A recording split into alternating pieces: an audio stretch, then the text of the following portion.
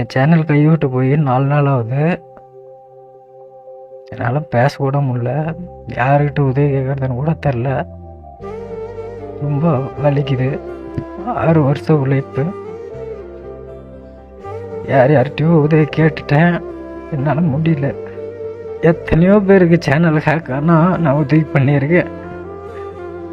எனக்கு உதவி பண்ண யாரும் இல்லை. நம்ம எஸ்ஆர்எம் ப்ரோவோட சேனல் பேன் ஆயிடுச்சுன்னு உங்கள் எல்லாருக்குமே தெரியும். அது எப்படி பேன் ஆச்சுன்னா, இப்போ அவரோட சேனலில் ஒருத்தர் ப்ரொமோஷன் பண்ணி தரேன் அப்படின்னு சொல்லியிருக்காரு. அதை கேட்டும் அவர் எல்லா டீட்டெயில்ஸும் கொடுத்துருக்காரு. எல்லாம் ரியலாகவே ஃபேக்காக ரெடி பண்ணியிருக்காங்க. அதை நம்பி எஸ்ஆர்எம் ப்ரோவும் கொடுத்துருக்காரு.